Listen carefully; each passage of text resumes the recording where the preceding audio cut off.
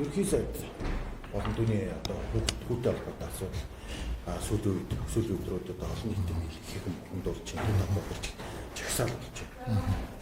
Ерхий сайдын зүгээс бол энэ асуудлыг бас тодорхой томоохон төслүүдтэй холбож ярьж байгаа шүү. Таны хувьд ямар байсан бэ? Огцрох нөхцөлөөр хангалтсан ч гэж одоо иргэд ярьж байна шүү. Нэгдүгээрт маш одоо тодорхой шүү дээ. Юм бас зарчимтай байх хэвээр талбайд гараад ирсэн байгаа залуучууд нь ард түмний төлөөллийг бол дэмжиж байгаа. Шударганы ёсыг нэх хэвээр бас үл ойлгох байдлыг тодруулах хэвээр зохиолчдыг тавьж байгаа шаардлагатай бол санал нэг байгаа. За хоёрдугаарт бол Монгол Ардын нам бол одоо 100 жилийн түүхтэй Монгол улс төрийн ууган хүчин янз бүрийн л одоо хүнд цаг үеүүдэд Монгол улсыг авч ирсэн. Тусгаар тогтнолын одоо баталгаа болсон. Авчсан урсгалыг бас одоо хэлсэн юм л одоо нам. Өөр би яагаад энийг хэлж байгаа юм гэхээр манай намд хэрвээ алдаа дутагдал гарвал нам өөрөө засаад одоо ингээд урагшилж явж чаддаг юм л нам. Манай намд ёс зүйн дүрэн байгаа, манай намын ерөнхий одоо дүрэн байж байгаа.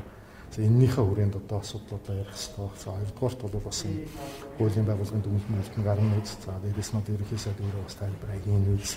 Тэгэхээр би бол ерөн зүгээр зарчмын хувьд бол одоо бас энэ олон нийтийн эргэлзээг тайлбарлах зүйл бахаал гэсэн юм л байсан шүү дээ. Ерөнхий сайд өнөөдөр Монгол Ардын намын бүлэг дээр мэдээлэл хийх одоо шиг байсан тийм үү? Тэгээ одоогор орж ирээгүй байна. Ер нь бол намынхаа бүлэг дээр бол бас байр суурь илэрхийлсэн би. Ер нь одоо ингээд бас ярилцах хэрэгтэй шүү дээ.